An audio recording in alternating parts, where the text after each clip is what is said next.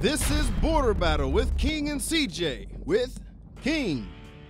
You want to go get a hot dog at halftime? Well, guess what? You can also take the under in the second half of 25. You know what I mean? And CJ. You can win Super Bowls right now with me and Grandpa Brady over here. Let's do it that way. Presented by the fine students and faculty of the Oklahoma State University School of Media and Strategic Communications in beautiful Paul Miller Building. Broadcast live on KXZY, OSU Student Radio. And now, live from Studio 318, it's Border Battle with Jordan the Great King and CJ the Viking Notch. Welcome back into Studio 318. Thank you, Landon. Bringing us in here on a Monday, April 2nd. We're into another month doing Border Battle. Again, kind of flying by here. Semester is just about over, I believe, 5 weeks left. Something like 15 shows only of Border Battle before the semester is over. I'm going to start tearing up pretty quick here. That and Loyola lost Sister Jean's out of the tournament.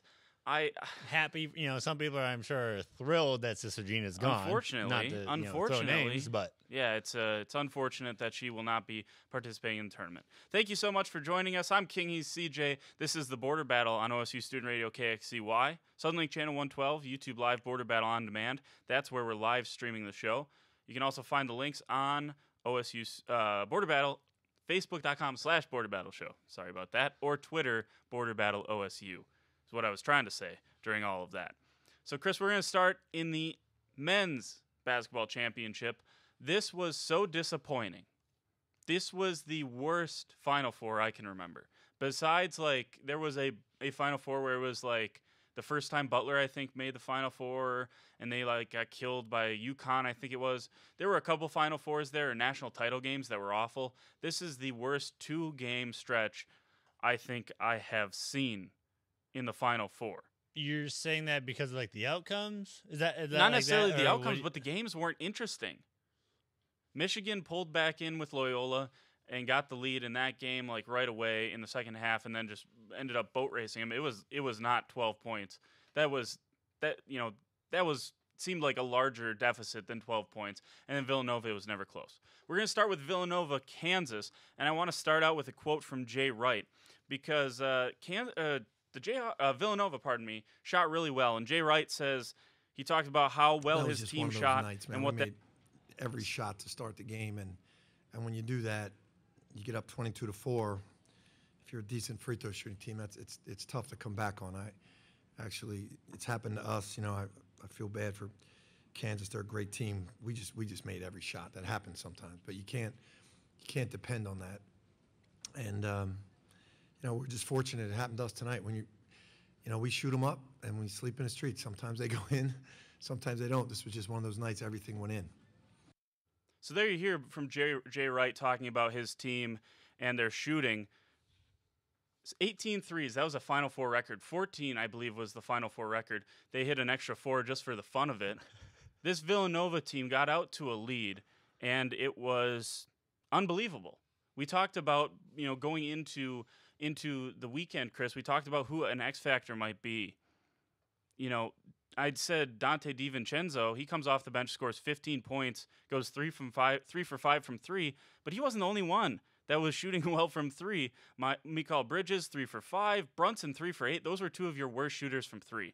And when those guys are shooting poorly, and it's that, you're going to win just about every game. And I don't really, Jay Wright said there, I don't really, discredit Kansas.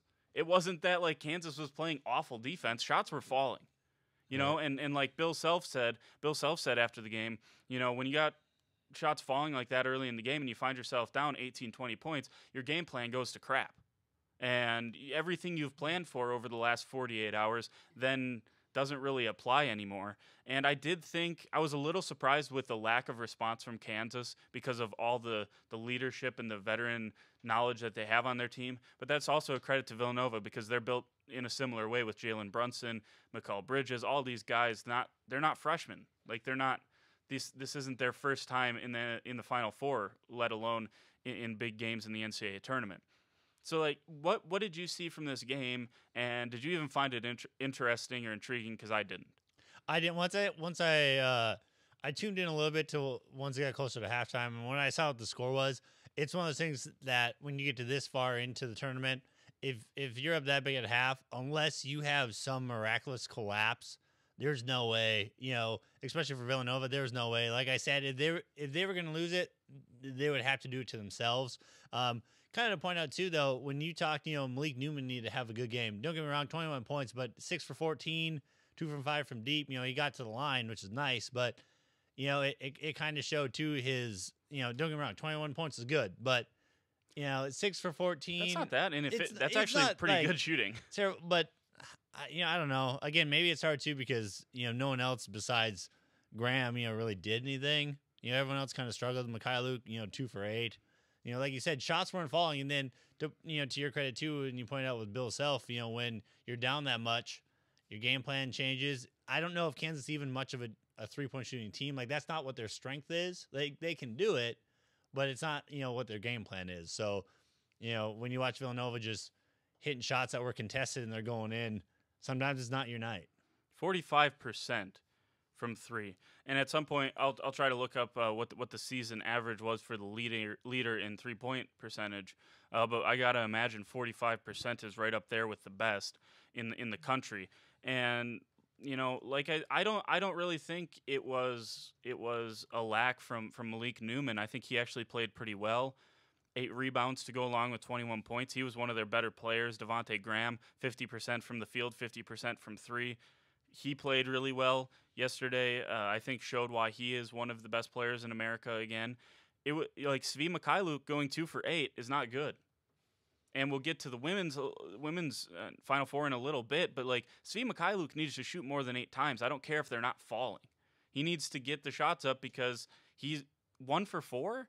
You shoot 4 3-pointers, and you're one of the better 3-point shooting players on the team. You didn't see many back cuts from Svi Mikhailuk to potentially get one of his alley-oops. Azubuike was not really utilized very well, I didn't think.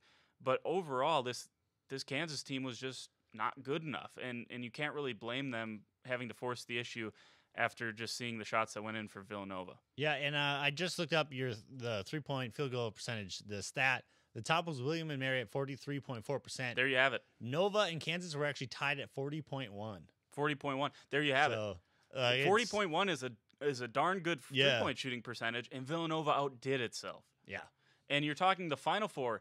Everyone's all hyped up. They generally, when you get in these big arenas, the general the football stadiums where they put in a basketball court in the center. The big thing is, how do you shoot? Because your depth perception is off, and a lot of times they end up seeing like the numbers go down in the Final Four and the championship game. But you look at some of these shots, like that last highlight right there. Are you kidding me? From like 35, 38 feet, and the guy just throws it up and in. It was unbelievable. Unbelievable is the only word I can use to describe this Villanova performance. Yeah, and and to credit to kind of make another point with the teams kind of going out of their styles, and Azubuike had 8 points. Yeah. And like I said, Azubuike has been overrated all year. Right, but I think it shows though, you can't really go in your post a lot if you're having to catch up, because then you think, okay, I can't go for 2s, I gotta keep shooting 3s. Right, and they weren't even shooting that many 3s. Yeah, it was a mixture of not really knowing your identity for Kansas, I think, late in this game, and that's fair in this scenario. It's been no secret that this is not one of Bill Self's best teams. It was a great coaching job. He overachieved. This is why he's a Hall of Famer. So is it fair to say then that it was kind of just a matter of time before Kansas maybe had one of these games, or probably, give but Villanova again, credit for their shooting? Like that's also what I want to point out here. Villanova just shot the lights out 45% from deep. Like what do you do? But I guess because it's hard to say too. 79 points, would that actually give you a victory if Villanova wouldn't have made all the shots? It could have. That's what's so hard about this, right? Is you want to kind of blame Kansas for their performance, but you can't. I don't know if you can. Like if you can look at it and say that he was like a bad, if there was bad defensive performance, that was the big key, then you can make that argument. I didn't think it was necessarily that bad of a defensive performance. Right. No, yeah. So I struggle to blame Kansas for this at all. But at the end of the day, Villanova's headed to the Final Four, and we'll get more of the breakdown of the actual championship game on Wednesday and then Friday of this week. Pardon me, that game is played tonight. So we'll get reaction on Wednesday is what I meant to say, what I had written down, and I just can't read. Anyways, Loyola, Michigan, real quick here. I don't know if there's a much to say about this game. I think Loyola kind of ran out of gas in the second half, and they ran into an incredible performance from Mo Wagner. Yeah. Well, in facing the beginning, Mo Wagner is what actually kept Michigan in the beginning because Loyola was doing everything right. You know, they had everything. Everyone else was kind of out of their element. No one was shooting well. And then I watched actually the last half of the game, and like the last 4 minutes, Loyola couldn't get a bucket. And, you know, against Michigan, you can't do that. Mo Wagner just took over, was hitting all these step back threes, just doing what it was like he was just bending them at will. He's doing what he wanted. Yeah, he made some plays that he's not going to make tonight. He's not going to make ever again in his career, and good for him. I mean, he made it in the Final Four. That's the way it is. I do not see this Michigan team having success against Villanova. I just don't. As good of a defensive team as Michigan is, if you're going to tell me you can guard 5 wide all the way out to the perimeter, which they had to do against Loyola, but there's a difference between Loyola's guards and Jalen Brunson and Mikal Bridges and bringing on DiVincenzo from off the bench, and that's only half of their impactful players. Now you also got to guard down low. I don't know if Michigan can do it, but it will be interesting to see because they're going to be pulling Villanova defense away from the hoop with Mo Wagner. If Mo Wagner plays like he did in the Final Four, they're going to have a chance tonight. I just don't see it happening. Right. You know, to kind of go off your point too, I think the Ramblers did. They just ran out of gas. I think all of the excitement, all of the reporting, everything that was going on, the attention they got, you know, you could say that was part of it because they looked gassed, you know, at the last few minutes. Again, they're maybe not used to, you know, having the defense. Like, yes, they play good defense like Michigan does, but, you know, it's kind of that same sense that they both got a taste of their own medicine. But, yeah, to go with tonight, too, if Mo Wagner can have a great game, but if his teammates don't help out and kind of take some of the load off, Michigan, I don't think, has a chance. No, and a couple interesting anomalies I will point out is Mo Wagner only had 1 foul. Find me another game this season where that happened. As physical as he plays, and he also drew like 3 fouls with some pretty solid Hollywood skills as well. So I thought Wagner, you know, as a team, Michigan plays physical perimeter defense. If you're going to do that against Jalen Brunson, you need to be ready to get called for more than 11 fouls as a team. Because Jalen Brunson is a star, and whether you want to believe it or not, star calls are a real thing. Jalen Brunson is the best player in the country. He's going to win the Naismith. He locked that up on Saturday night. He's going to win the Naismith. He's the best player in the country. Already won the AP best player in the country. If you're going to think that you're going to play that physical defense and get away with it like they did against Loyola, I think you got another thing coming. So it's going to be an intriguing game. I mean, it's a national final, but so far this has been a disappointing Final Four for me. And compared to the earlier rounds of the tournament, I think it's kind of unfair. Yeah. I don't know. I agree, but yet, you know, it's just hard because Villanova had such an unexpected game that they did shooting it. So, you know, if anything, I almost wish they wouldn't have, because it would have been, like you said, I think it would have helped as if it had been a closer, tight game. Even the same with Michigan Loyola. You know, I think that's what we were kind of expecting, was more of 2 grinded out games instead of 2 basically blowouts. Yeah, and it's unfortunate the way that it turned out. But again, we're going to get to the women's game, the women's tournament, Final Four here in a second. There was no contest. There has been no contest between the 2 events on which one was entertainment value. You can go in any different direction of about 5 different directions on how the women's tournament was better than the men's tournament so far. And that's not just the Final Four. Like, there was upsets in the women's game too. Buffalo almost went to the Elite 8. They were an 11 seed. So, I mean, like, they had their Cinderellas in that game. Baylor lost early in the tournament. Texas lost early in the tournament. There were those games on the women's side too. So we'll get into that because that is something that is starting to kind of tick me off a little bit. All right, we're going to take a break. We're going to come back. We're going to talk about OSU baseball, softball, women's soccer, some equestrian news. Baseball, though, they swept TCU, top 10 ranked team at the start of the season. They swept them at Alley P. We'll talk about that next. Border Battle, KXCY.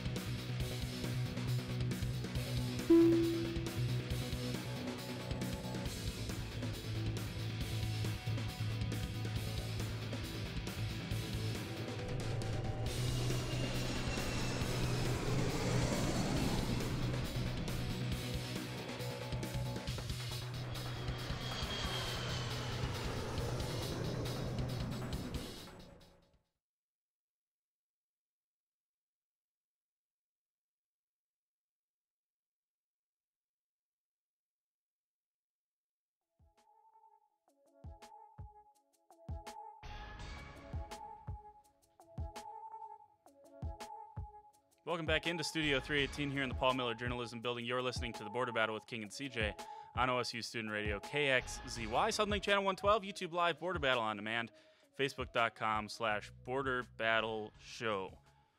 We promised you an update from this weekend. Orange update, I guess is what we'll call it. A lot of OSU stuff going on. Cowgirl Equestrian, I do want to mention them. I am by no means an equestrian expert or really know anything about it, so I don't know how points are scored. I should really do some research into that. But congratulations to the Cowgirl Equestrian team. They win the Big 12 championship, so congratulations to them. Another big weekend for the baseball team. We were kind of talking about what was going wrong with this team. I don't think everything's solved, Chris, but I think they took some steps on winning some close ball games. They win all 3 games, 7-6, 12-7, 9-8. We'll get to the Cowgirls at Texas Tech in just a second. But against TCU, a top 10 preseason team, and you come out and you sweep them at Alley P. A couple of barn burners, one on Friday and then the final game of a doubleheader on Saturday. That Friday game actually started so late it ended Saturday morning, so played parts of 3 games on Saturday, and they come out winners of all 3 of them. Here's an interesting series overview that I found. Game 1, pretty even throughout. Game 2, down 3-0, then down 6-4. Able to come back and win that game 12-7. Down 6-0 in the final game, and then you make the comeback and win that by a run. Kind of a controversial play at the plate to win that game. Overall, Chris, this series overview, we saw them kind of tease in with Carson Teal there. He pitched in Game 2, didn't really pitch very well, and they were still able to come out with a win. What was the big takeaway for you from this series? I think what it's doing is it's helped the Cowboys. I know I was reading up or I was listening somewhere that some said maybe this is what the Cowboys needed. Maybe this is to get them going. You know, they're starting to click. I mean, when you can come back, you know, you're trailing almost all 3 games, for sure 2 of them. I don't know if they really trailed much in the first game at all. I think they get ahead and then TCU would pull back. But when you can come down from 6 runs, you know, even if you're down 6-4 or whatever, and you can come back, I mean, it shows the resiliency that these players have that, you know, when you can beat a TCU that was ranked, you know, upwards in the top 10, you know, preseason, and they're, I think, 19 or 20 when they actually played them. I mean, that's good momentum. You know, you come in, you beat OU, you know, a Bedlam game. You know, it maybe this is what we needed. Maybe they're finally going to get on a roll. It's hard to say, but I mean, to see them come back, it shows that they have more fight, I think, than what at least I took them for. Yeah, I think so as well. Obviously, we knew that offense wasn't a problem. We talked about that a couple weeks ago, that they're getting the run support. It's about pitching, and pitching still probably a little bit of an issue because he gave up a lot of runs in this series. But I want to talk about John Littell. If we're going to spotlight one baseball player this weekend, it has to be John Littell. Games 1 and 2, he goes 6 for 7, 3 walks, 7 runs in the first 2 games. Over the weekend, goes 8 of 11, 4 walks, 9 runs, and 2 RBIs. You're talking a guy that has more runs than hits on the weekend. 11 times to the plate, scores 9 of those times, including the game winner, I believe, on Friday night, I believe he scored. All 4 times he was on, check that, he was on 5 times on Friday night. 4 of those times he scored. This guy, if you're going to talk about a leader, someone that you needed to step up as far as turning your season around, you're in conference play now. And John Littell obviously has the capabilities to step up, hit any pitcher. He's got the patience to be able to walk. That was pretty evident. And some of these TCU pitchers were high MLB draft picks that decided to come back to college. So you're talking about some pretty darn good pitching, and you're hitting it. You're being patient. You're getting walks. You're getting on base. You're making things happen for the team. John Littell was my spotlight of the weekend. No, I totally agree. He had TCU's number, has it.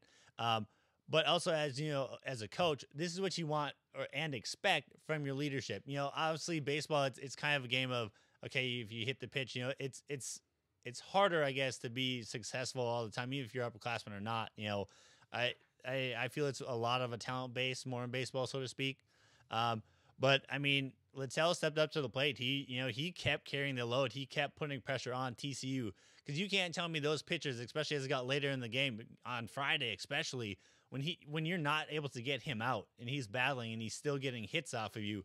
I mean, that goes into your psyche, because you keep track of, okay, where is he up in the order? Is he coming up next? Am I going to have to face him? Is someone else? You know, he started, I think, to become a problem for TCU, because they had to also game plan their pitching of how do we pitch around him? How do we, let's walk him. He'll still score runs. Like there was no way TCU could beat John Littell.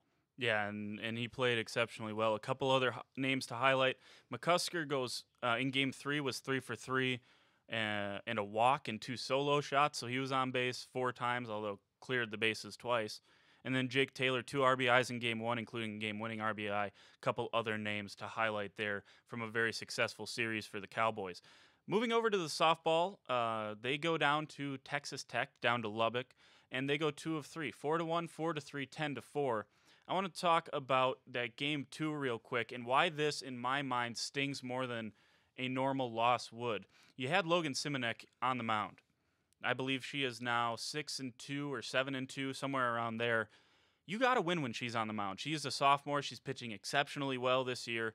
And when she goes out on the mound and you give her 3 runs of support, that's not enough. Now, you could argue that, you got to hold them, but she is pitching so well that when she's on the mound, you got to get wins. It's kind of like what I said with Carson Teal on the mound.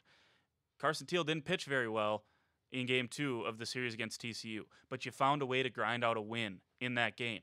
Now, Teal didn't get the win. He wasn't on the hook for the win, but that doesn't matter. When he starts, you need to get wins. When Simonek starts, you need to get wins. And part of that was the struggles of Vanessa Shippey. We kind of said, Wade Haugen we had on early in the year, and he said this team is going to go as she goes.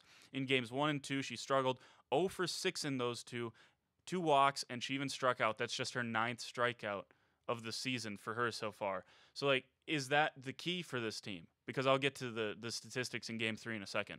No, yeah, I mean, yeah, it's key, but at the same time, the team, people need to realize you can't always rely on one person. Yes, she's a senior and she's a phenomenal player, but at the same time, you also have to keep the rest of your players lineup in check.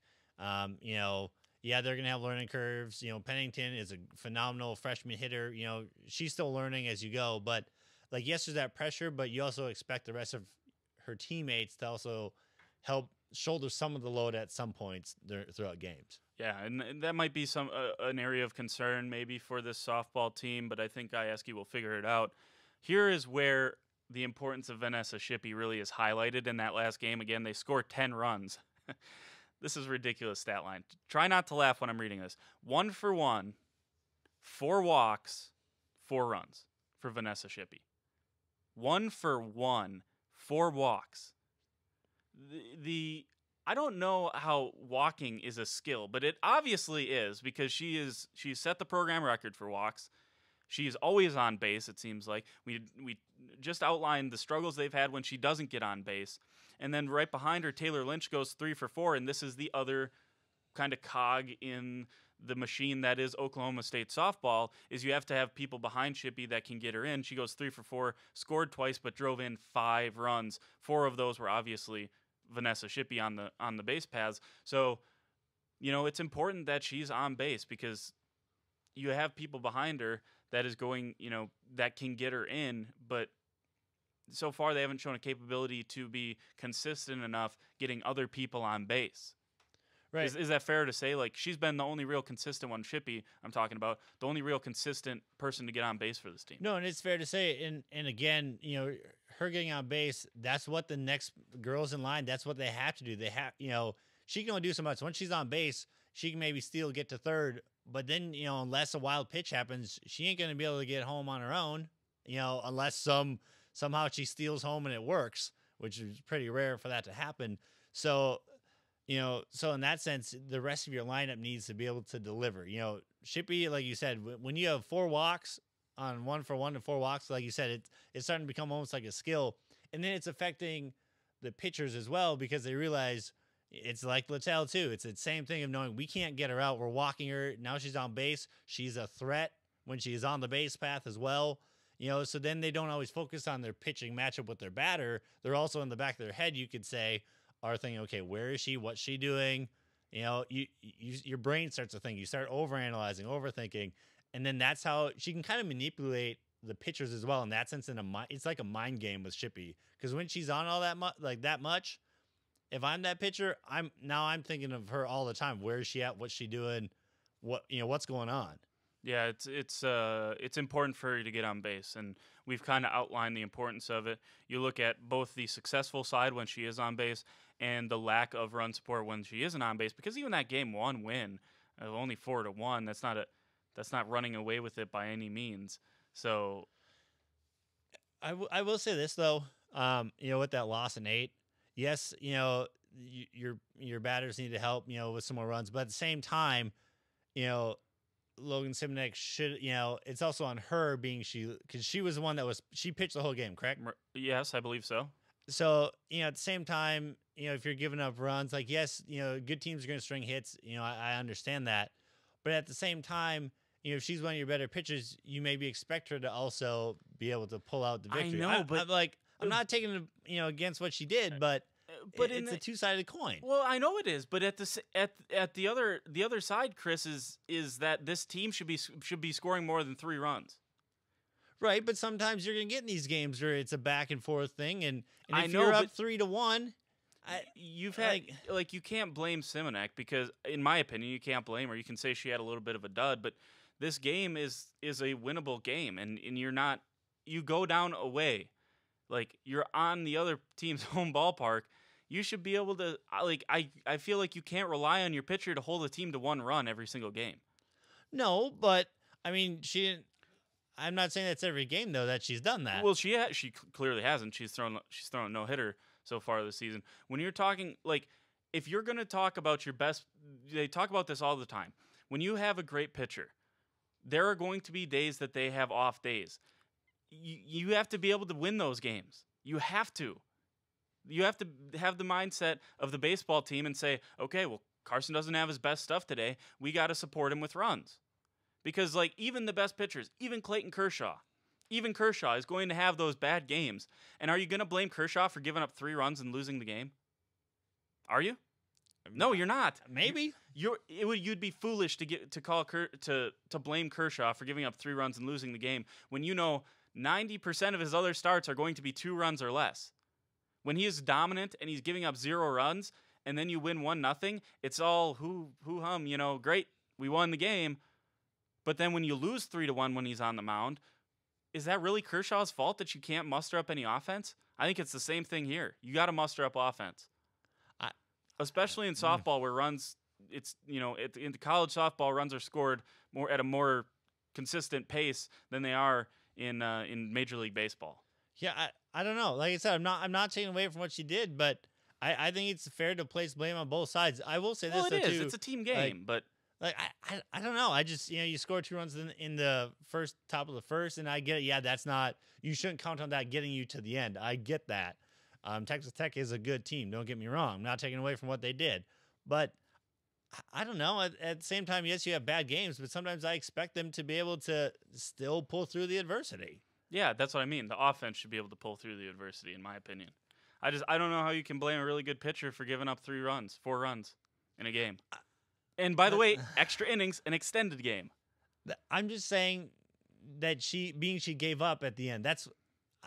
She didn't give up. No, I'm not saying she gave. I'm saying the runs she gave up. Because they go to 7, right? Yes. So it's bottom of to give up 2 runs at the bottom of the 7th. She couldn't stop the bleeding. Right. That's what I'm getting at. That we can have that argument some all- other yeah. time. Soccer also lost this weekend. We're going to take a quick break, talk about the great weekend for a Milwaukee, Wisconsin woman in the Final Four. We're going to talk about it next. Border Battle KXCY. Hi, I'm Gina Noble, and I'm the mayor of Stillwater, Oklahoma. Stillwater, Oklahoma is anything but still.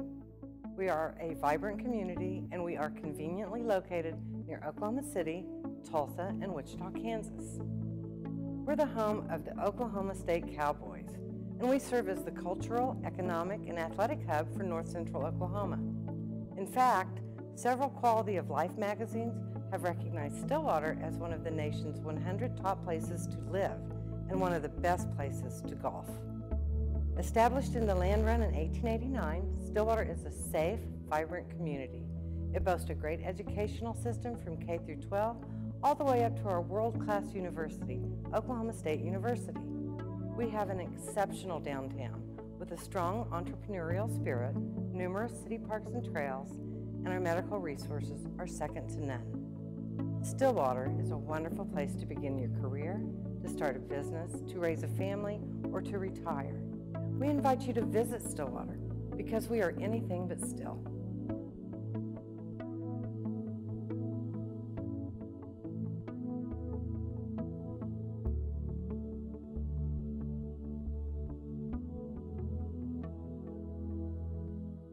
Think you're not involved in your community? Think again. Spending your money with local businesses is more than an economic choice. It's a way you can have a say in the look and feel of your hometown. This spring, I invite you to shop in downtown Stillwater. Downtown Stillwater is home to locally owned shops, boutiques, eateries, and dependable professionals that you can trust. Find the perfect gift for your graduate, have a delicious meal with mom, or just stop in to enjoy great spring savings. By creating a demand for local goods and services, you can ensure a place for the local businesses that help give our community character and keep it unique. On behalf of Downtown Stillwater, thank you for shopping local.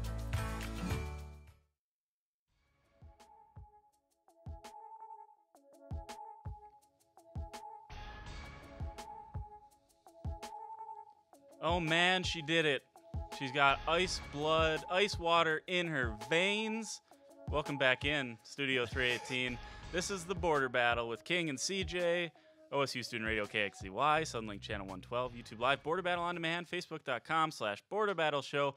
All the ways you can watch, listen, or otherwise interact with us here in Studio 318. She did it 2 games in a row, Chris. Can we question her greatness? Arike Ogunbowale taking over the Final Four. Can you even question it? Yeah, it's a fraud. She's fake.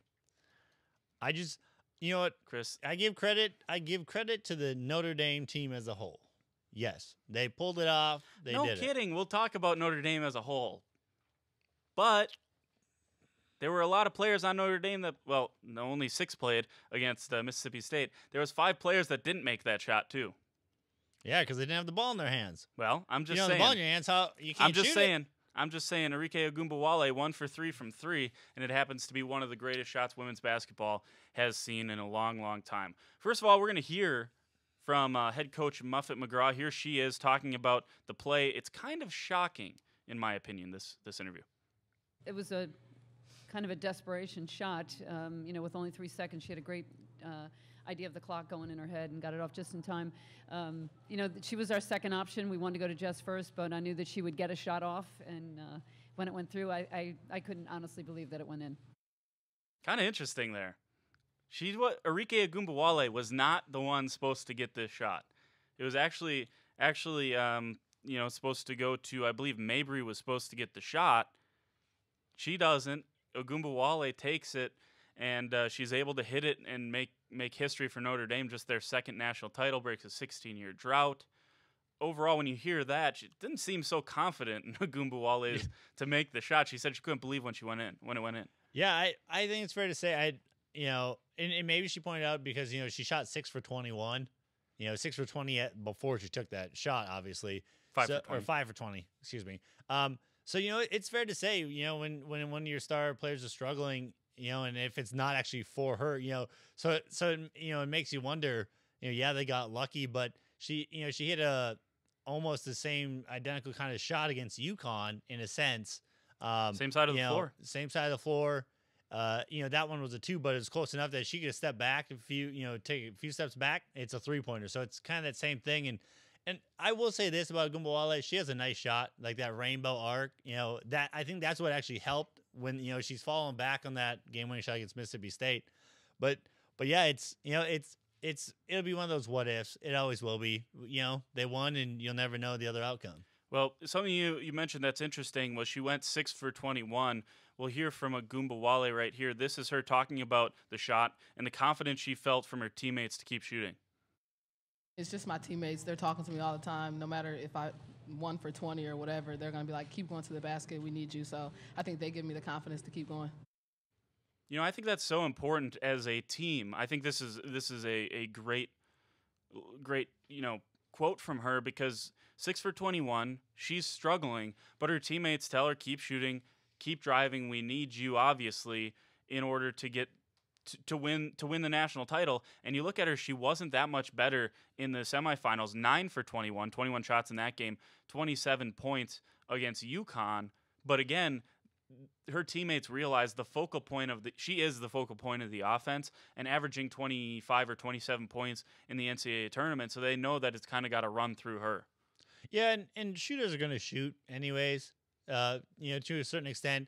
But it also shows on her end how, she doesn't, not saying that other players are all independent, it's all about me, but, she's actually thinking of her team of like, okay, maybe I'm not hitting my shots, maybe I should try and get other players involved, but they're like, no, keep shooting. So, at the same time, in that aspect, that's where I give more respect to her, especially is because, she's looking at it as yes, I'm the star, but I'm not always the one that's going to have their number called. Sometime it might be Mabry or, Shepard, whoever. And, so that also shows you the type of leader that she actually is, which to me is always a good leader. When you have someone that can see both sides of it, they see, her end of being the star player, but then she can look and think, okay, what about my teammates? Me always shooting doesn't help my teammates get involved or keep them engaged. Yeah, I thought that was kind of interesting. You look at the Mississippi State side of the coin, because I don't want to act like they played a poor game. They played pretty well. Tiara McCowan, 18 points, 17 rebounds. That was to go with like a 27-25 performance in the Final Four against Louisville. And then Vanessa Vivian's just about a double-double. Like, she's got to be shorter than 5'8". Like, I would think she's like 5'6". I don't know, have the exact number in front of me. But she had 21 points and 9 boards, almost a double-double. And she's small.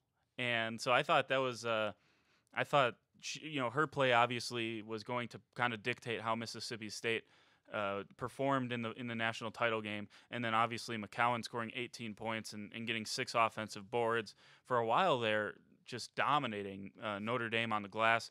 And in the second quarter defensively, Notre Dame just 3 points in the second quarter while Mississippi State went on their run. Yeah, and I think what people need to realize with McCowan is, they didn't watch the ending of that. The only reason she wasn't in the game, in case you guys are kind of maybe wondering, is because she actually she fouled out to save Notre Dame from actually getting an easy layup that it was going to end the game anyways. Notre Dame ended up coming out on top as it is, but she risked her own, however individual stats or however you want to think of it as like the betterment of the team to like, I got to call this foul because they called it and Notre Dame had on the other end, they were just making the layup. So, it's something that if she wouldn't have had been the one to do that, it's hard to say the kind of plays. Again, we'll never know. It's all these, you never know, but it's a good, it's a point I wanted to make that, McCowan had a great game. She just, she had taken it for the team. Yeah, that was another what if for her because, now you can make the argument, now that hindsight is 20/20, now that the shot went in, maybe you don't foul, they get the layup and you get, that's stupid. I don't really like when people talk about that. And it's kind of like, I refer back to like when the Packers played the Cowboys earlier this year and everyone was like, well, Dak can't score there. You knew Aaron Rodgers was going to fit. No, you score the touchdown when you got it. Same situation here. If they have a layup, an easy layup, you foul. That's the way you play the game of basketball. That's how you play sports. And some people need to kind of remember that when they're talking about it. So, no, Tierra McCowan had a phenomenal Final Four, really showcased her abilities, and had Notre Dame on the ropes for a long period of time in that game. Overall, I want to talk about this women's Final Four, though, Chris. This Final Four was critical. I'm going to use the word critical for the game of basketball on the women's side. You had 2 semifinal games go to overtime. You had the big boy, UConn, or big girl, however you want to. You had the big dog in the fight go out in the semifinal to the worst number 1 seed. By, statistics, the worst number 1 seed always is on that side of the bracket, Notre Dame. And then Notre Dame goes in, and the consensus number 2 team in the country is Mississippi State. Everyone was looking forward to Mississippi State UConn and the rematch of the upset from last year, and they didn't get it.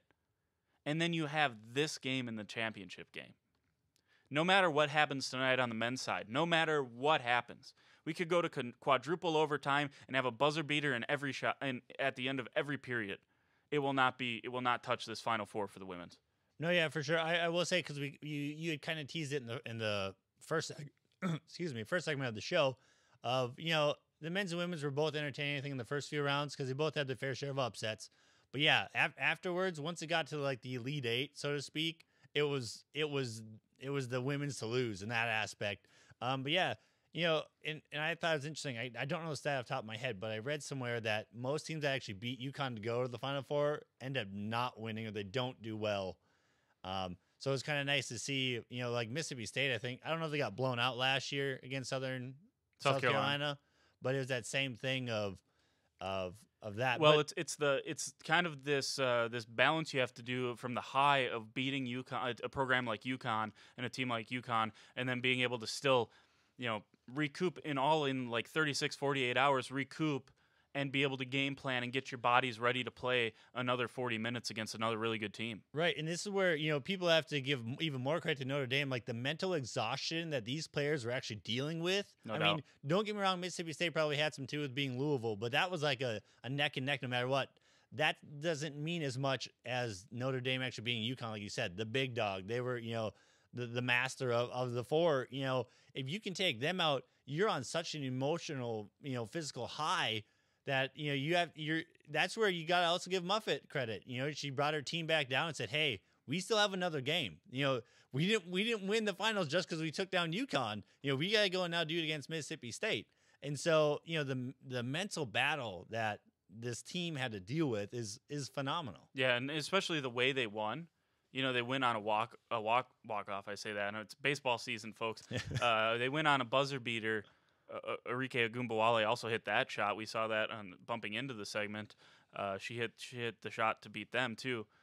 Like, the way you win that is emotionally charged. Like, it's emotionally charged when you win on I keep wanting to say walk off, a buzzer beater, and then you have to go like Mississippi State. Same thing last year. They beat on a buzzer beater. They beat UConn, and then they have to go in, get kind of reset, hit the reset button, and that's hard to do when you beat the best team in the country that's undefeated.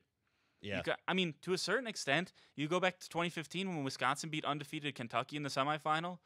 That adrenaline carried them through the first half against Duke, played really well, and then they just fizzled out. Kind of ran out of steam, combined with some bad calls in Grayson Allen. But yeah, it's difficult to do.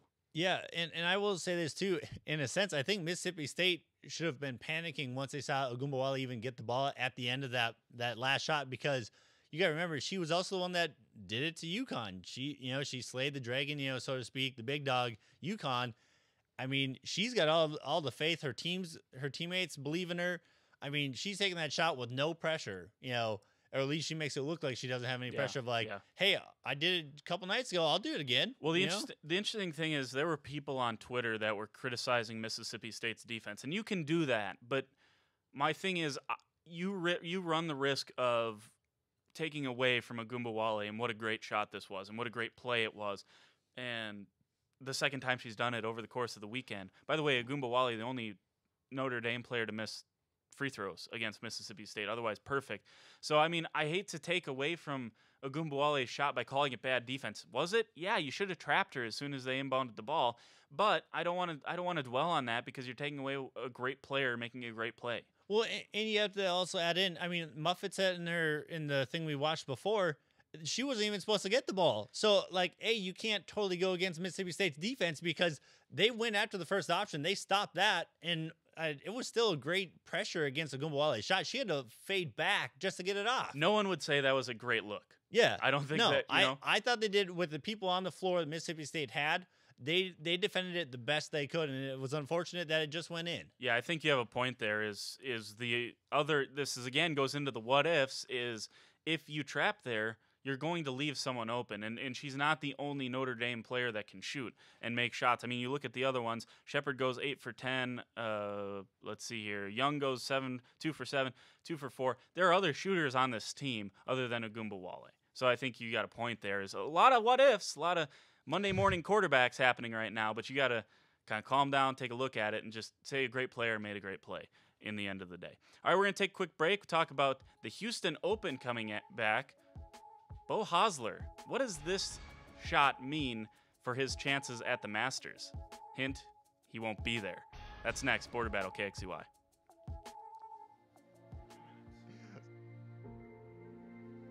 What is arts and sciences? We aren't all about the arts. We like to think of ourselves as explorers. From exploring the human mind to discerning the building blocks of the universe.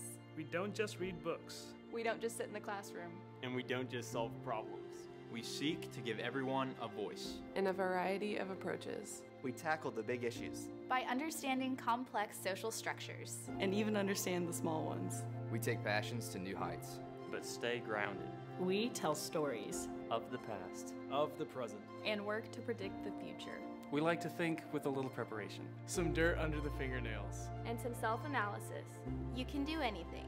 With nearly 100 degree plans to choose from. Where will your arts and science degree take you? Connect, achieve, succeed.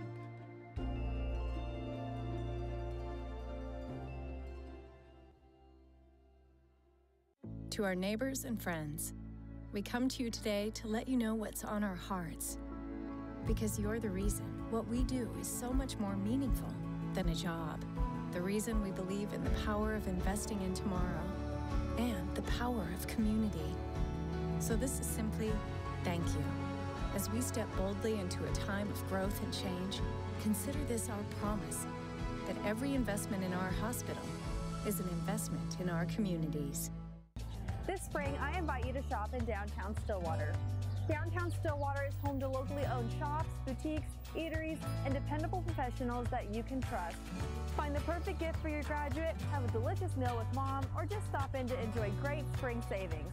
By creating a demand for local goods and services, you can ensure a place for the local businesses that help give our community character and keep it unique. On behalf of Downtown Stillwater, thank you for shopping local.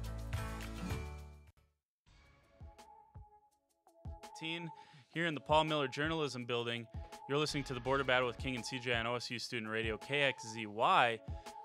Jordan Spieth, we'll get into him in a second. Chris, I had to mention this. I almost forgot, and thank goodness, Reed, Big Chief, reminded me of this between the break, talking about Gino Auriemma, and I saw this tweet from Travis Wilson, at Travis WSN. He tweeted this yesterday. Oh my goodness, this is awesome. Back on July 13th, 2014 at 6:06 p.m., Arike Ogunbowale tweeted her final 5 colleges she was considering. The tweet was, my top 5 alphabetical order.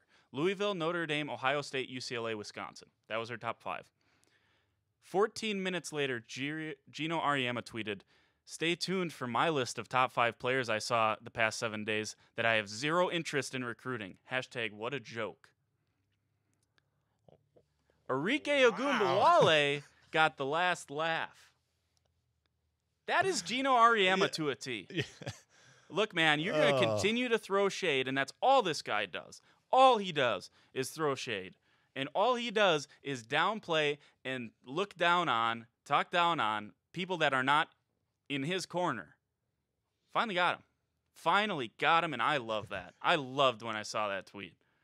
Just great. What collegiate coach does that on Twitter? My goodness. Someone who feels entitled because they've have the top, like the record for most championships. Unbelievable. All right, we got to talk about the Houston Open. We're going to try to get a little Masters coverage every day this week because I think it is one of the greatest golf weeks on the calendar, and thank goodness Tiger will be back. We'll talk about that a little bit later. Tiger was not playing in the Houston Open, or if he did, he didn't make the cut. I didn't really see. Ian Poulter won the title over Beau Hossler, 19 under. That means Beau Hossler does not get to go to the Masters. Ian Poulter goes.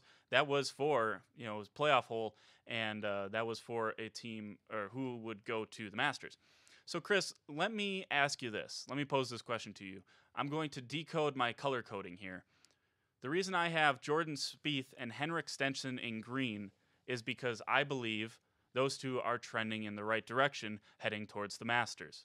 Phil Mickelson, I think, should be a little concerned, and Ricky Fowler, I think, is in a bad place heading into major tournament season. Here's why. Henrik Stenson over the last couple of weeks has had a couple top 5, top 6 finishes. I think, top 6 this week.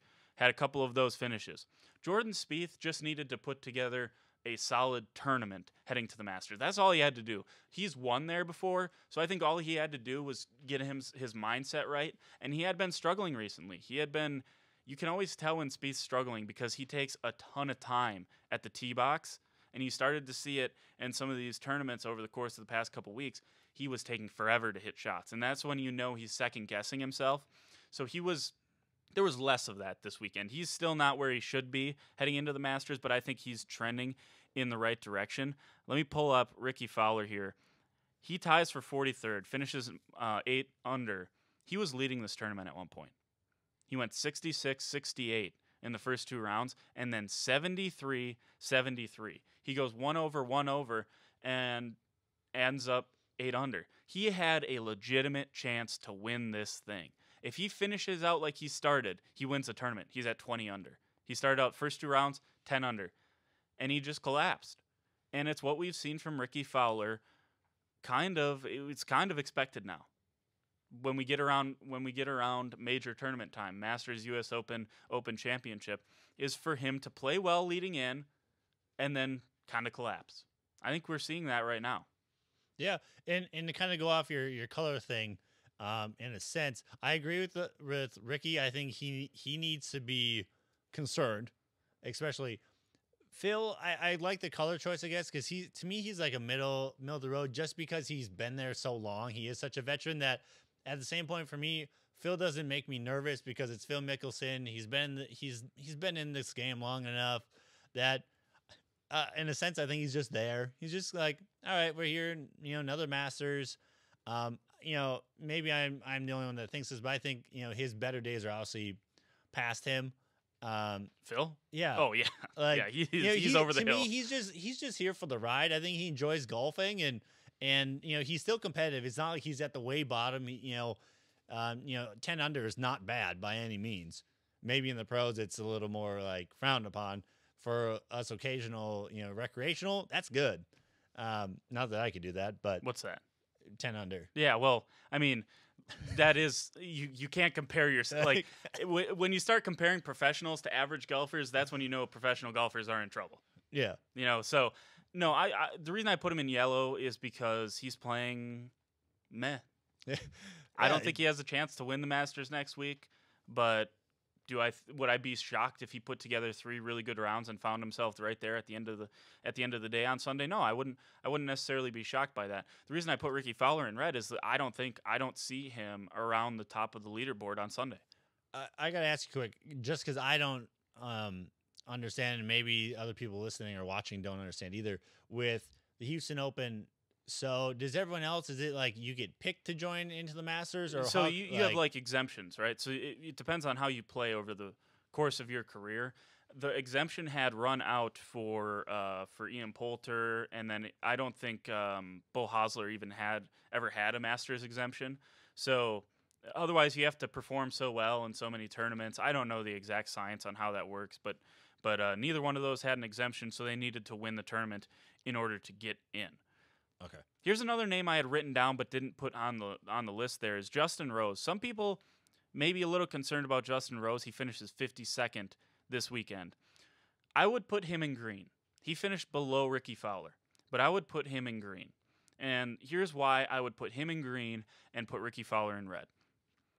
Because this was an outlier over the course. If you look at so far in 2018, you look at, and kind of going back to the end of 2017, and you look at Justin Rose. He won the World Golf Championships last fall. Then he comes in 5th in November, and then right at the Farmers Insurance Open, that was right at the start of the year, I believe that's down in Florida. He came in 8th there. Then World Golf Championships in Mexico, 37th, and then a pair of top 5 finishes at the Valspar and at the Arnold Palmer. He was right there at the Arnold Palmer. And at the Valspar, he just kind of fell off at the end of the day. You're talking about a guy who won gold medal in the first ever Golf Olympics since it's been back. He won the gold medal. You're talking about a guy who won a major last year. So, I mean, Justin Rose, I think, has as good a shot as anyone to come out and to be able to win the Masters. So despite all the concern I'm hearing about and on Twitter, all the concern that people have about Justin Rose and this 7-under performance, I think you got to kind of calm down and chill out with it. You know what I mean? Because at the end of the day, you're still a premier golfer and one of the best golfers in the world. And one bad tournament shouldn't affect that. Whereas I think Ricky Fowler has kind of... It's become a consistency. It's been a little consistency. The issue of consistency with Ricky Fowler, I don't think he's had it over the course of his career. No, yeah, I totally agree with that. You know, there's more pressure even on Ricky himself to, you know, people have to realize it's part of it's because of how well he was doing. Like you said, he's leading at one point, and then he lost it. Yeah. So it's unfortunate for him, obviously, an Oklahoma State guy. Well, thank you so much for joining us this Monday. On Wednesday, we're going to break down the national title game, see if it comes anywhere close to Arike Ogunbowale and her greatness. We'll also talk about the Masters, keep talking about that. Some more Orange updates for you on Wednesday. Thanks so much for joining us. For the crew, CJ, thanks so much for listening to The Border Battle on OSU Student Radio, KXZY.